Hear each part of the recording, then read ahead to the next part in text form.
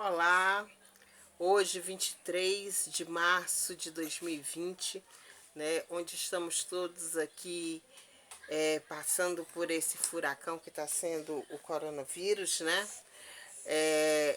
Eu aqui em isolamento social com a minha família, né, minhas duas filhas, né,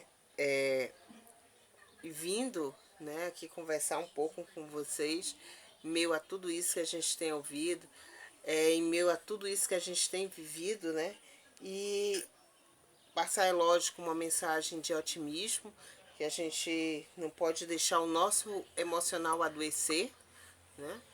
Já que a gente recebe tanta informação, tanta, tanta mensagem, é tanto áudio, é tanto fake, né? Que muitas vezes a gente adoece antes da doença mesmo. E tô aqui amamentando minha princesinha. E é por causa delas, né, dos nossos filhos, eu vi muito nas postagens, né, que mães colocando assim que queria muito ter colocar os filhos num potinho, né, e só tirar quando essa situação passasse, né. O nosso instinto materno é esse sempre, né, de querer guardar os nossos filhos e como leão mesmo, né? A gente, o leoa mesmo, a gente fica ali na defesa, né, das nossas crianças, nossos bebês, que nunca crescem. Eu tenho um bebê de 5 meses e tenho um bebê de 9 anos, né? E elas nunca vão crescer. São sempre bebezinhas. E com tudo isso, né, da gente estar passando essa situação, é preciso a gente renovar nossa fé, né? Ontem eu lembrei de 3 episódios, né, da Bíblia que as pessoas obtiveram livramentos, vitórias dentro de casa, né? Moisés, Noé, Ló. Então é preciso que a gente venha, quem puder ficar realmente em casa, quem não puder, né, saia, mas tenha todos os cuidados possíveis, né? Hoje pela manhã eu tenho um pagamento a fazer e o Aldenir passou aqui, né? Todo mundo aqui de Pacuti, é cidade pequena, é bom por isso que a gente se conhece. Passou aqui, levou com uma pessoa de confiança, né? Levou o cartão, levou tudo para ir fazer ali o pagamento para mim. Graças a Deus, né? Deu tudo certo. E assim a gente vai vivendo com a solidariedade, né? A gente viu a Rede Globo falando da solidariedade que há, né? As pessoas lá colocando as suas listinhas de compra e o vizinho ajudando. E eu passei quase 3 dias explicando, tentando explicar, porque é muito difícil que as pessoas entendam, o pobre entenda a condição do outro. E quem não podia parar de trabalhar, né? Temos uma massa enorme de desempregados no nosso país, pessoas que estão sobrevivendo, né? Levando sustento para suas famílias por meio da informalidade, né? Com, sendo vendedor ambulante, que é o meu caso, trabalhando nas feiras, né? O iFood, ontem eu me surpreendi, no intervalo do Fantástico, o iFood noticiou que está fazendo um fundo de apoio ao seu entregador, né? Até mudou minha forma de pensar a respeito do iFood. E eu estava vendo tudo isso, né? Que estava e tentando falar para as pessoas que quem é autônomo, né? Quem não tem carteira assinada, que não consegue dali daquele pagar o MEI, né? Que é aquele imposto para quem é autônomo e consegue ainda pagar, é muito difícil. Imagina um trabalhador de feira pagar aluguel, levar alimentação, tá entendendo? Comprar sua mercadoria. Isso muitas das vezes vai para a informalidade, não tem curso para saber quanto é que ele tem que. Vai na fé, na coragem e na força, né? Então, muitos quebram, muitos não conseguem obter o lucro, né? coisa que se falou muito, porque quem está com seus negócios abertos, só quer saber do lucro, não quer dar folga para os funcionários. Não estamos passando período de folga, né? Não é se romantiza a pobreza. Quando você está lá, né, no meu caso, eu levo as duas meninas para a banca.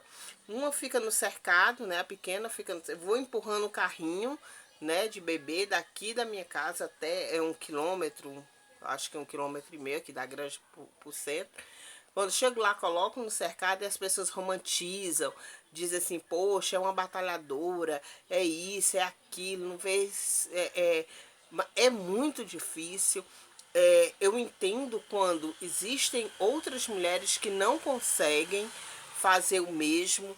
Hoje em dia eu consigo ver que por uma força do machismo que oprime, que coloca, que enjaula a pessoa numa vergonha, num medo, numa falta de coragem mesmo, assim, para ir lá e lutar. Eu entendo, e a gente tem que lutar, a gente tem que construir um diálogo, um fortalecimento entre nós mulheres, tá entendendo? E não romantizar, né? Dizer, poxa, mas ela consegue, tá aí, é isso e aquilo outro, vai lá que fulano... Não, a gente não deve romantizar essas situações de pobreza, tá entendendo? E nem glamorizar quem tem no sacrifício uma loja, que paga um aluguel caro, como são os aluguéis aqui na Serra, né? Paga um aluguel caríssimo para ter, ainda paga funcionário, aí tem mercadoria, mas cobram muito caro.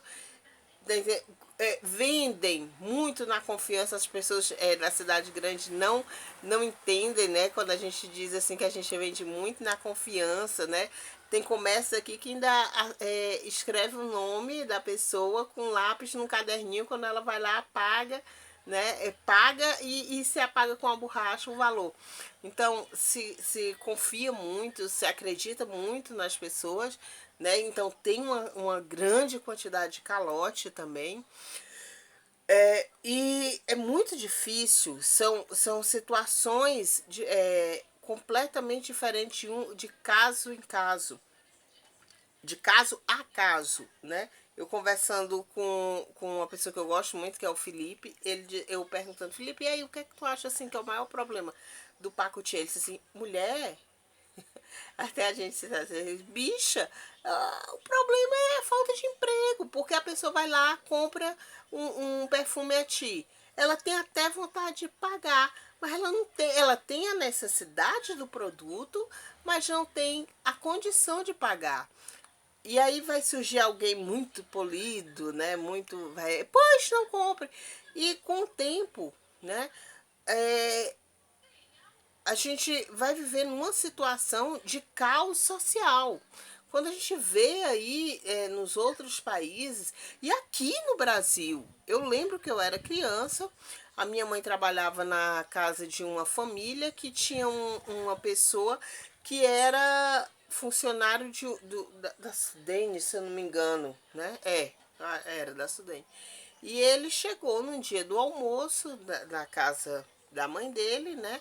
E falando sobre saques que estavam acontecendo no interior do estado, que era muito comum naquela época, né? As pessoas com fome, as pessoas com necessidade invadiam o comércio e saqueavam. E esse caos econômico, né, é gerado justamente por falta de planejamento econômico, por falta de políticas públicas para os mais pobres, né, doenças, né, tudo isso é um bolo só. Aí então, quando a gente vai falar sobre isso, como eu passei quase 3 dias tentando explicar que ao proletariado, para cada um de nós que somos pobres, não é dada escolha. Para ter uma ideia, hoje são 23 de março, ontem 22, 3 horas da tarde, antes disso, né, eu e meu marido, a gente a gente tinha se visto no carnaval e ele veio, né, agora. A gente deu um abraço, deu um beijo, ele saiu daqui eu chorando, muito preocupada com ele, né, porque aqui em casa quem a porta tá fechada sabe? Lavando a mão com álcool, A gente tá aqui no cuidado mesmo, né? Eu tô aqui no cuidado, porque eu sou asmática.